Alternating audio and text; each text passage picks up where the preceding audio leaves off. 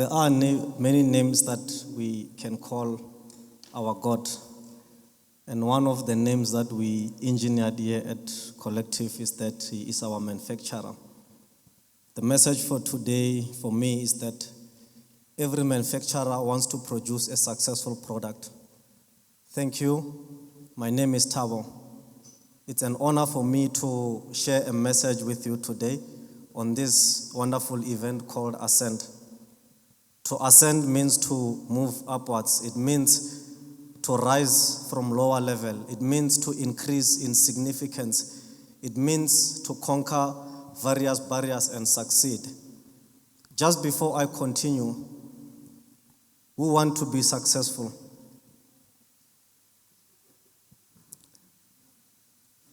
Who has got dreams?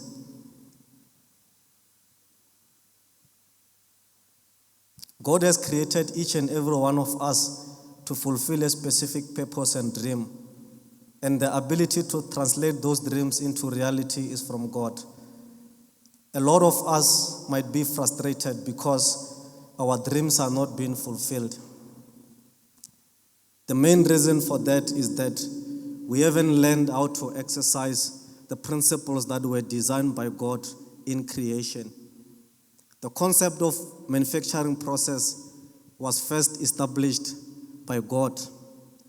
When God created a product called humankind, He followed a specific concept. Despite the revolution of science and technology, this concept is still being used in manufacturing of all products. Before I continue, I've seen quite a lot of cars. Who has used a car over the past week? That's awesome. It means that my message is relevant. Cars are liberating technology. They allow people to easily travel to access work. They allow people to get food, healthcare, and other basic needs. With a reject rate of less than 0.2%, the car manufacturing process is one of the most successful processes in the world. Today, I'm going to use 4 car manufacturing steps to explain what good success is and key actions that we can take to unlock key biblical principles that will help us to succeed in fulfilling our dreams. The basic concept of manufacturing process would generally include the following: the product concept and design, the production process, quality control and testing, and the branding. I will start with the first one, which is the product concept and design. In this step, the manufacturer will think about what they want their product to do. In a car manufacturing process, they will ask themselves, are they producing a car that is going to do for race? Is it SUV? Will it be used for commercial purpose? And once they determine the purpose of the car, that will determine the engine capacity and the type of fuel that the car will use. The engine of a car is designed based on a principle of fuel. Let's say the engine is designed to use unleaded petrol. When you were buying the car, you couldn't really choose what you wanted your car to operate on. For example, you couldn't choose if you want your car to operate on apple juice, if you wanted your car to operate on Savannah, maybe Coke or coffee. I mean, the manufacturer doesn't really care about your opinion. If we want our car to operate and function, we must submit to the principle of the manufacturer. On this case of manufacturing of the cars, the manufacturer has established a law that says you shall refill your car with unleaded petrol. How many of us do experiment with our cars? 0. You don't experiment with this law, do you? No. Do you know why? It is because you know that this principle works. When your tank runs empty, you know where to find a petrol station. It's simple. Do what the manufacturer demands, and your car engine works. You don't need luck when you refuel at the petrol station. Everyone goes in there, they park their car, they tell the petrol attendant what to put in, and that's success. So from this principle, we can really learn that success is really based on obedience to law. It's nothing else. You don't need luck. It's simple. Obey what the manufacturer says, you get what they promise you. The same thing is true with us. When Joshua was a very young man, as recorded in Joshua 1:8, the manufacturer gave him a lifetime strategy. He said to him, Joshua, read this book of instruction. Meditate on it day and night. Do everything that is written on it. Then you will make your way prosperous and have good success. And a lot of times we go around looking for other sources, but that is the strategy that God, the manufacturer, has given us. This means that once you log in the principles of God, success is inevitable. It means that once you log in the laws of God, you are earmarked for success, irrespective of where you are, irrespective of what happens in the economy. The second process is production process. This is what I like more. In this process, in the car manufacturing process, components of the cars are assembled by robots. Workers will look around the computer screens to check if there are any defects. The manufacturer knows each and every component that goes into the car. They know what is their purpose. They know what is their use. The identity of the car is determined by the production process. Each model and make is produced differently based on its purpose. From this process, we really recognize cars based on the following two things. Number one, their shape. If I go outside now, I can look at the shape of a car and say, oh, that's BMW.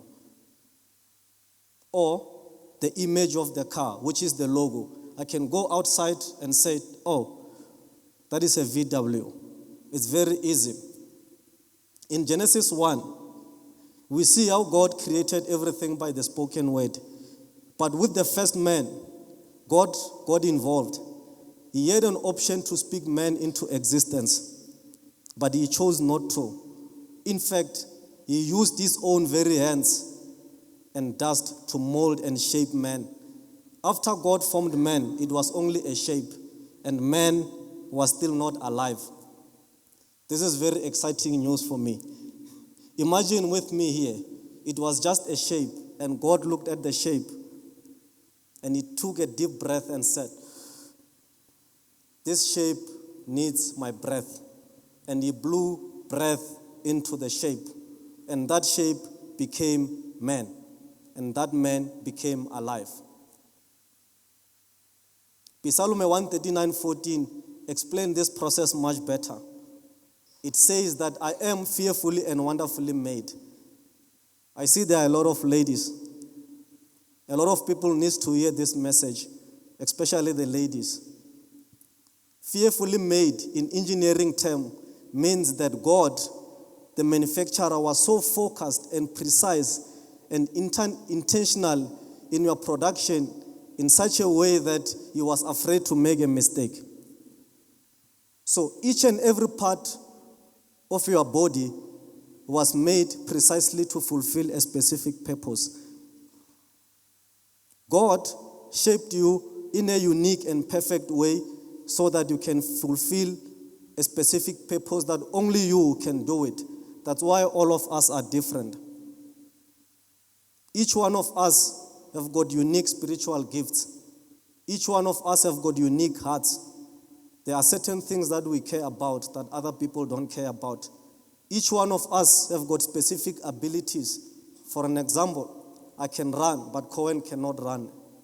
That's my ability.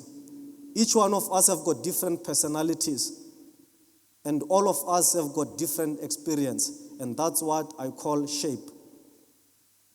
Therefore, our true identity is not based on what we think about ourselves. It is not the way we are viewed by the world. It is not by our own characteristics. In the same way as a car, our true identity is based on who manufactured us. Our true identity is what makes each and every one of us alive. In Corinthians 2:4, verse 7, Paul says it very nicely. He says that we have these hidden treasures hidden in our hearts. He says that that treasure is coming from God. God, as the manufacturer, says to us that I have put in those dreams into you. God is saying that I've put in those abilities into you. All that we need to do is to show them forth. The same way that a BMW will drive their car with pride, God wants us to go out there and show off the talents, the abilities that He has given us. With that message in mind, I am compelled to put it to you that it doesn't matter where you are. It doesn't matter what happened in the past. It doesn't matter whether you were rejected or not. It doesn't matter whether you are frustrated at work or not. It doesn't matter whether you are broke. It doesn't matter whether you have failed before. Oksalayo, you still have the treasure that God has placed in you. Can you say to the person that you are sitting next to, and say that inside this body there is a hidden treasure?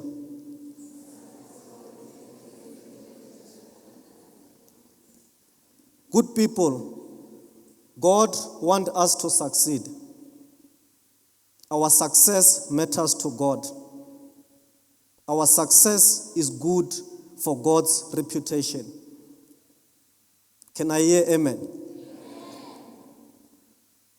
I'll move into the third step. This is what we call quality control and testing. To make sure that their cars live up to the standard, car manufacturers will test their cars in all type of environments. They will take it through the rain. They will take it through different environments. And this process will cover everything from performance, comfort, reliability, and safety. When you buy the car, the manufacturer will explain various features and how each works. For example, things like airbag, they will be explained. Some will even explain the top speed on the car.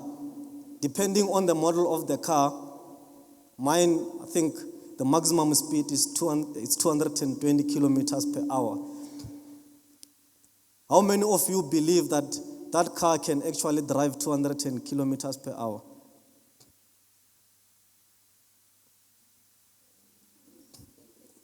Yeah. The question is, what gives manufacturer an assurance that that car can drive at 220 kilometers per hour? And the answer is simple. Well done there. It is because the manufacturer has tested it. You don't have to test it. God tested each and everything that He created, and He quality approved it.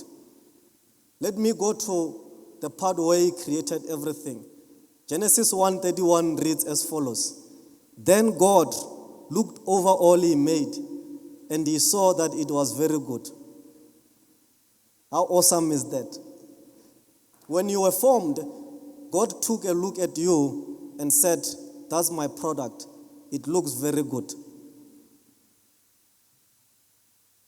No one knows the product better than the manufacturer. In Jeremiah 29, verse 10 to 11, God, the manufacturer, told Jeremiah that I have made you and I will keep my promise to prosper you. But why?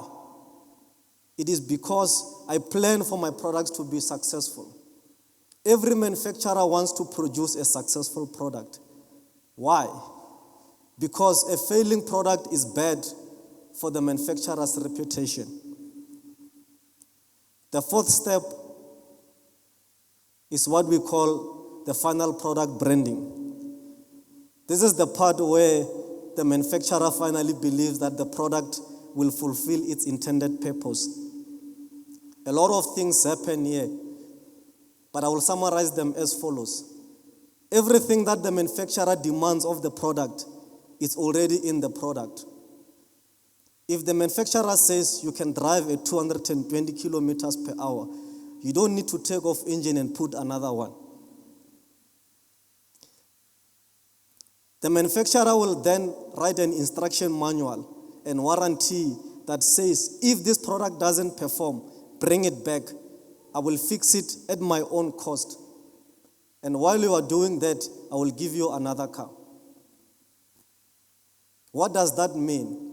It means that God knows that we have what it takes to be successful. And that is the reason why He gave Jesus Christ to die for us, so that we can have grace, so that we can have a lifetime guarantee. We came into this planet Earth with our desired future inside ourselves, nowhere else. God has hidden it inside our hearts. Each and every day, our hearts will tell us.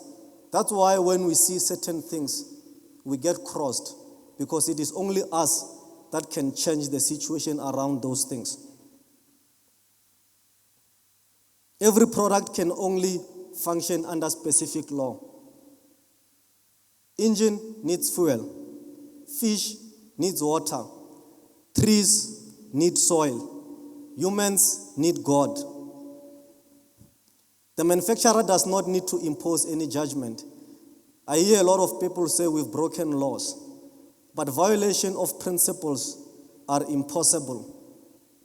You don't break laws, but true laws break those who violate them. Let me explain this. The day you decide to put in a coffee inside fuel tank, it is the day when your engine will stop working. Simple. If a fish decides that it is no longer going to live inside water, it dies. No one has to kill it. The same applies with us. The day when we decide to say we are deciding to disobey God, we die. God does not have to kill us. In fact, if we read Genesis 2 verse 17, we read what God told Adam. He says to him that the day you disobey me, you will surely die. He didn't say, I will kill you. He said, you will surely die. Have you noticed how easy it is to remove or steal the logo of the manufacturer on cars? Especially the VWs.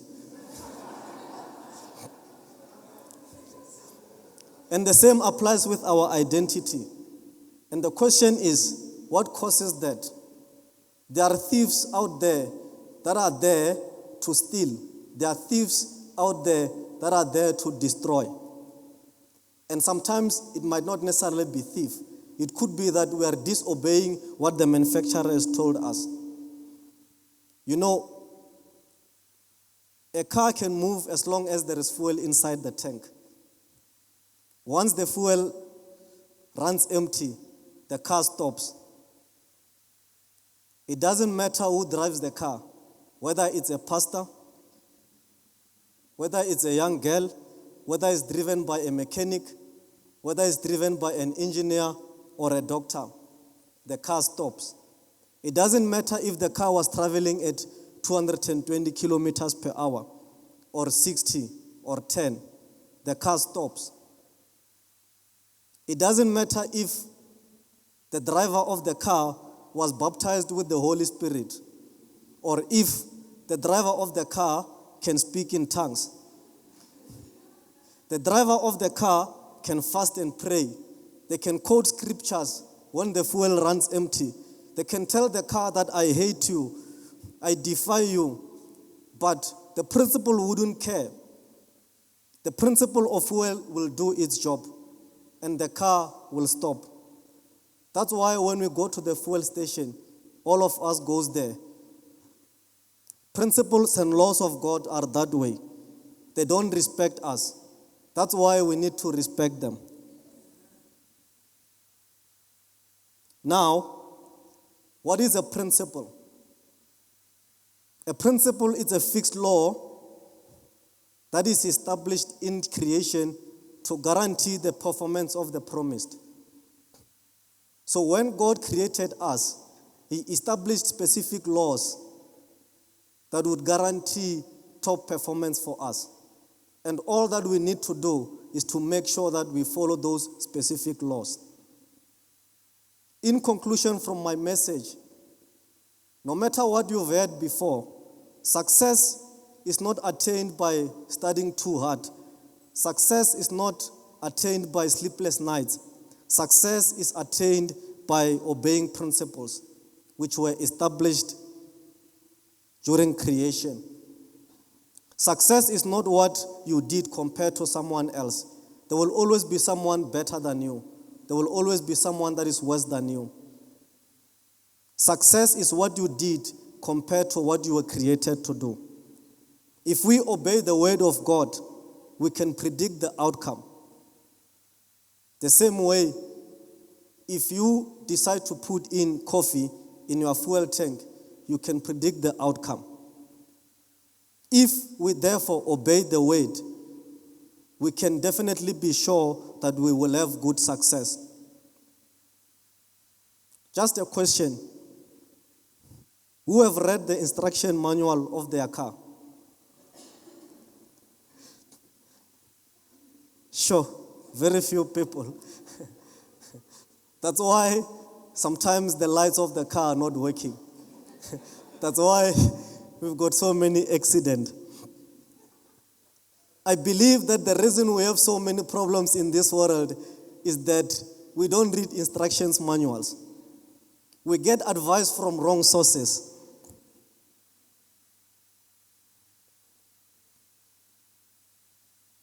Principles simplifies life and guarantees success all the time. When we learn and apply the principles that were set in creation, we will not experiment with our lives. If we study and learn and apply the principles that were set in creation, we will have good success in prosperity. I have noted that all individuals who have succeeded and fulfilled their purpose understood these principles. That's why we can read this principle and know that they work. If they work for a manufacturer, they can work for us. If they work for Joseph, they can work for us. If they work for Joshua, they can also work for us. You know, the principle and laws of God are simple. When we follow them, we know that our lives will be simplified. We know that our lives will be predictable. We know that we will succeed because our success is good for the reputation of the manufacturer. Whatever the dream that you have, God has built in the ability to accomplish it. I have not seen a fish that cannot swim inside water. The fish does not need to attend swimming lessons. So, what actions can we really take to fast-track the fulfillment of our dreams? Fortunately, Paul was a very good writer, and he wrote this in Romans 12, verse 2. He says that we must retrain our way of thinking. And the key word is retrain. It means that we have been trained incorrectly. Now, we need to retrain. We can start this process today